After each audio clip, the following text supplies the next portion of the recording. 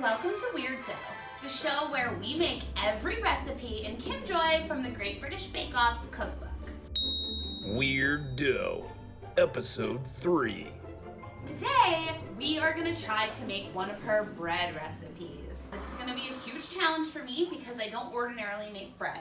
We're going to do the first bread recipe in the book here. They are called Tangzhong Cat Buns. And this is a Japanese milk bread that Kim Joy says comes out super fluffy and soft because of the milk inside. Let's see what the ingredients are. What we need to make first is a Tangzhong paste. So that is just a strong white bread flour and water. Then for the dough itself, we use whole milk, unsalted butter, oil for oiling, caster sugar or granulated sugar, salt and egg, more strong white bread flour, and active yeast. For the decoration, she says that we need 1 egg, some brown food dye, a small amount of vodka, and an edible writing pen. So in preparation to make these Tangzhong milk buns, I had to get a few extra things that I didn't have in my kitchen. One of them is this bread flour, which I got at Whole Foods, and the bread flour cost $6.99, but it came with a lot, so we could probably make a lot of bread. I had to get a 8x8 pan as well. I got this pan at Williams Sonoma, and it was $19.95. For the decoration, I got these edible food writing markers, and these markers are from Michael's, and they cost $5.49.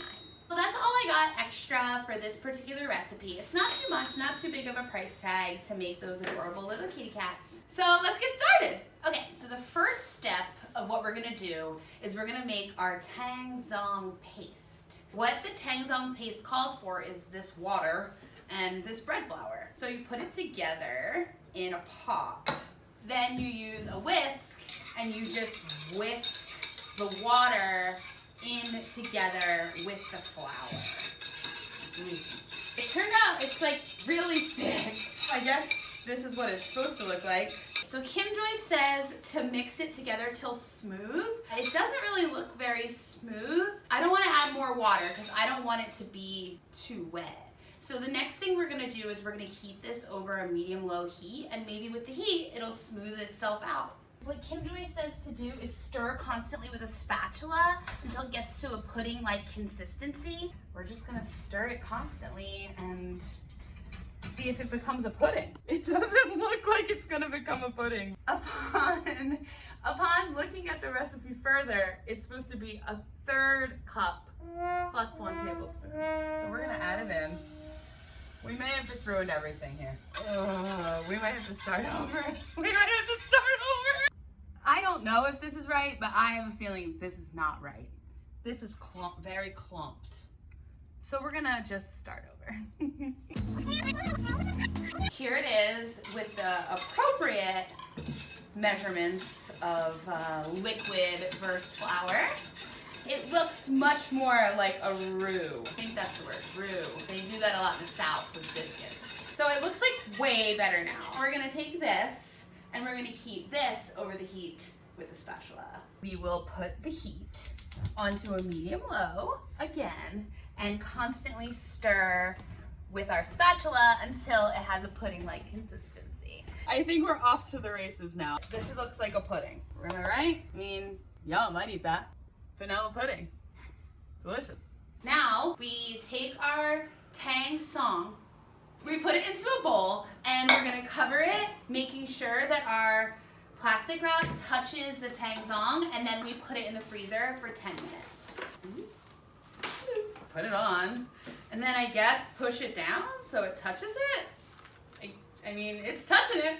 We're gonna put it in the freezer for 10 minutes. While we wait for that in the freezer, we are going to melt our butter and warm our milk. Kim Joy says to do it in the microwave, but we don't have a microwave. So we're gonna go old-fashioned. We're gonna put it into this pan and we're gonna melt it down and warm it up.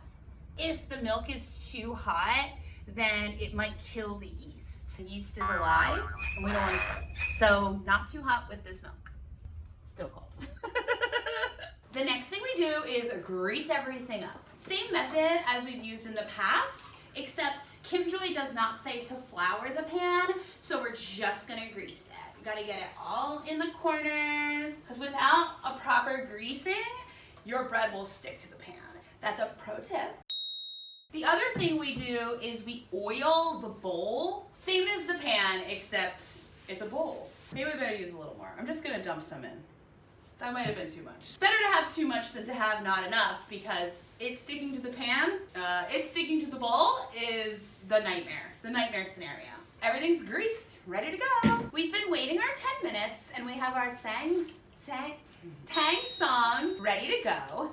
And what we're gonna do now is mix our salt, our sugar, let me get a spatula, our Tangzhong. We are also going to put in our egg. There's our egg. Crack it in. Oh! Oh. We got some egg on the table. Hopefully we have enough in there. So we also add our milk and butter. I think it's really cool to make a bread. Kind of like it. Our Tangzhong paste is like pretty thick. It's not really whisking together with the rest of it. It's kind of chunky, but maybe it just takes a little time. Let's keep it going. It kind of mixed together. It's still like a little bit on the chunky side. I'm hoping when we add our other ingredients, it just mixes all together like it's supposed to. So the next thing we do is we add in our flour and our yeast. Nice, strong, organic bread flour. Here's our yeast. There's a bunch of yeast in here. Hopefully we don't kill it. Kim Joy, as usual, mentions using the stand mixer, which unfortunately we still don't have one. So we're gonna do it the hard way, and we're gonna use a wooden spoon. The ultimate goal of mixing it together is for it to become a shaggy ball. Shaggy ball. Let's see if we can get a nice shaggy ball out of all of these ingredients mixed together. Shaggy dog ball bread shaped like cats with ears. So that's enough of the wooden spoon. I think we gotta go in there a little with our hands and just kind of ball it up. Oh, it's warm. It's really warm. It feels kind of nice, actually. Does this constitute shaggy? This is what makes it look shaggy, because it's not like all together in a nice firm ball like it would be if it was like cookie dough or some other bread. So before we turn, oh gosh, we got it everywhere. Let's put it back in the bowl. We have our shaggy dough, and here's our flour. We're gonna make just like a nice big floured surface. Kim Joy does say not to incorporate too much extra flour. We're just gonna do about that much. And we're gonna have to knead it by hand, because we don't have the mixer, for 10 to 15 minutes. Let's just dump it on the top. Shaggy dough! When you knead dough, you really kind of got to put your back into it. It's like this. This is the motion. Ready? Out and then together. So Kim Joy says to keep kneading the dough until it's smooth, but it will be just a little tacky, and that's normal. So we're going to try to get all the dough in there, not use too much flour, and get it nice and smooth. Okay, 10 minutes. This is a workout.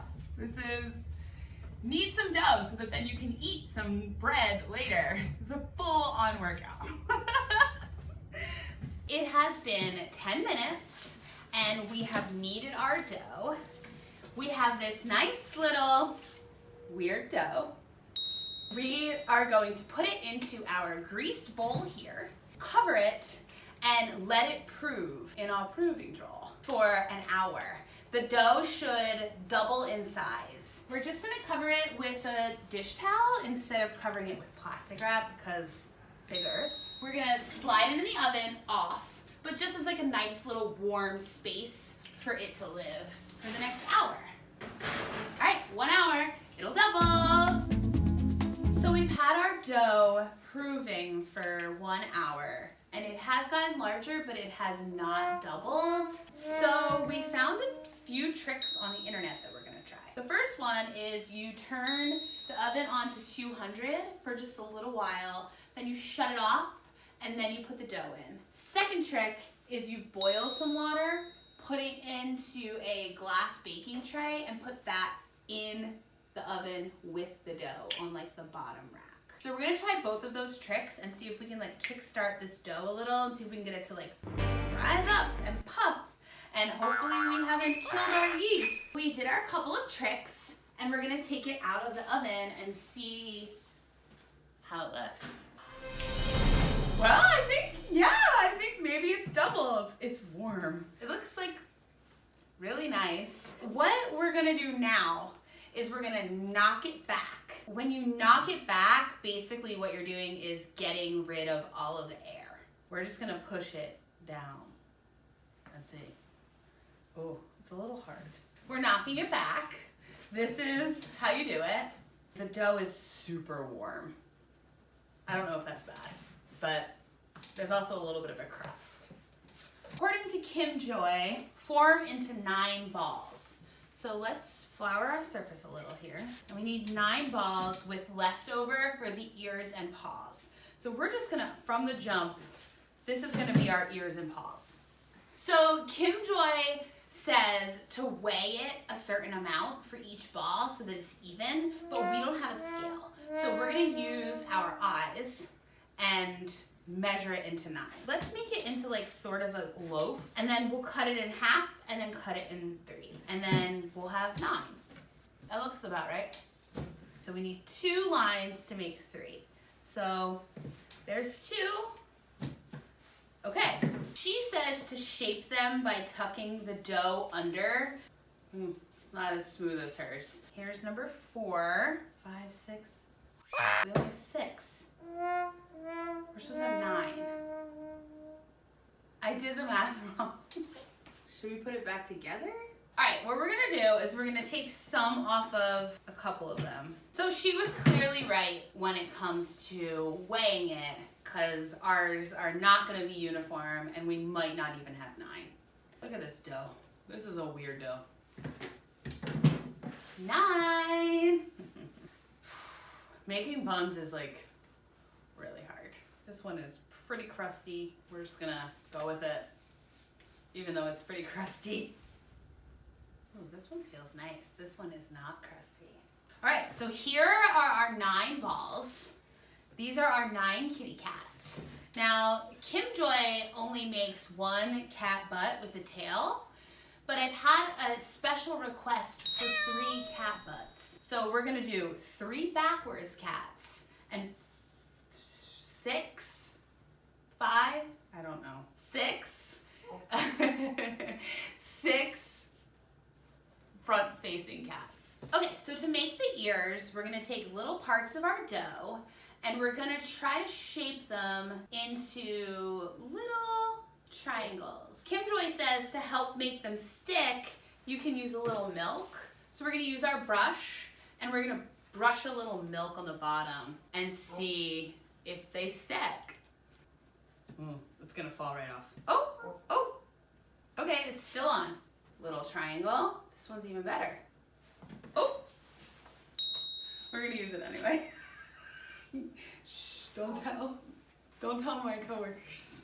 Oh my God, it looks like a cat. It's really cute. It's really cute. It looks just like a cat. This part is gonna be a tail. The middle, very middle one, be a cat butt. This bottom cat is fat. I like it. Okay, so we have all of our ears on, and we have about this much dough left to do the 2 tails and some paws. We're gonna put a tail on our fat cat. Let's see if we can stretch it out a little. Cute! I love it, it's so cute.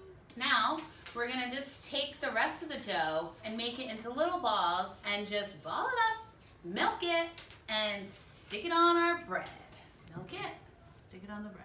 They kind of look like boobs, I'm not gonna lie. Milk it. Okay, we have our kitty cats all shaped and ready to go. And now we're gonna transfer it from the table to the pan.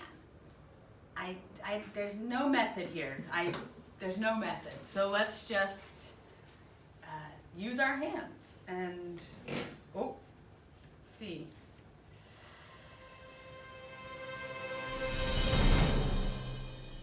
Oh my God, that was so much easier than I thought it would ever be. The next thing we do is we just cover it with some plastic wrap and let it prove again so that it doubles in size. So here we have our kitties not doubled in size. And we're gonna put it in the oven and let it prove.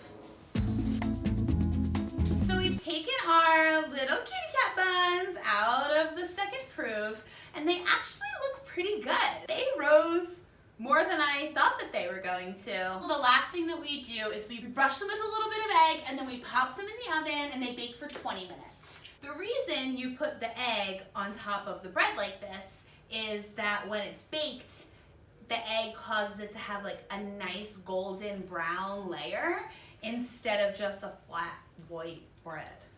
So this will elevate the look of your cat buns. All right, we got our kitty paws, our cute little kitty ears, our 3 cat butts per request. Who requests the butt? That's a different dog. We have an alternative dog today. No Papa, she's being a good angel. Max, terrible beast. Whoever gets this fat cat butt, they rate. This is the best bun. Now we just throw them in the oven and they bake for 20 minutes. So let's pop them in. Fingers crossed. Okay, we have baked them for the 20 minutes and we baked them for just a little bit longer to get a little more brown on the top. So let's pull them out of the oven and take a look and see how they look. Oh my God, they're so cute. I can't believe it. 3 cat butts. The next thing that we have to do is get them out of this tin and onto this wire rack. This is different than a cake. I know what to do with a cake. I don't know what to do with the bread. So we're gonna go around the edge like you sort of would with a cake, and hopefully it'll pop right out. Here we go. Let's give it a try. Oh. Oh no. Oh no. Oh no. It's not coming out. It's definitely stuck to the pan. Okay, we're gonna kind of zhuzh it on the edge a little more and see if we can sort of maybe get it to release from the pan. Otherwise, we're just serving it in the 8-inch pan. This is a real British Bake Off moment where like they're like, oh my God, it won't come out of the pan. We're having that moment right now. It won't come out of the pan. Oh. Well, there's a mirror. I don't want to ruin it by pulling them apart, so we're just going to leave it in the pan, and then when they get pulled apart, perhaps the bread will stick to the bottom a little. Let's find out. The next part of our Tangzhong Cat Buns is to decorate them, which is honestly my favorite part. So what Kim Joy says to do is to use a little brown food dye. She says to use vodka, as usual. That's probably good. We're going to use this icing color to try to make a paint. It looks pretty brown. I think when we paint it on the buns, it will look not as saturated as it does in this cup. So we have our buns in our tin, and we are going to take our vodka food dye mixture and just kind of paint around some of them. Like make a little bit of hair, maybe a brown tail, a spot here and there, little brown ears. So cute. I love it. So cute. This is a Wilton Food Writer marker. It's an edible black marker that you can use to draw on cakes and cookies and apparently bread. I've never tried one before, but it kind of just looks like a regular marker. Hopefully it just writes like a regular marker. It writes just like a regular marker. Here are our Tangzhong Cat Buns. I think they came out really adorable. I'm super into all their different personalities. 3 cat butts, 3 cat butts. So cute. The number one thing that I learned is that you need to put more grease on the pan or grease and flour because ours are stuck. They're still stuck inside the pan. They're not coming out. I guess we should probably try it. Come on out, little friend. Minus his ear. Here he is. He has like kind of springs back the dough. It is really soft. It's definitely cooked all the way through. That's a positive. I think it's good. I think I would recommend maybe putting some butter. Let's get some butter and try that. Well, everything is better with butter.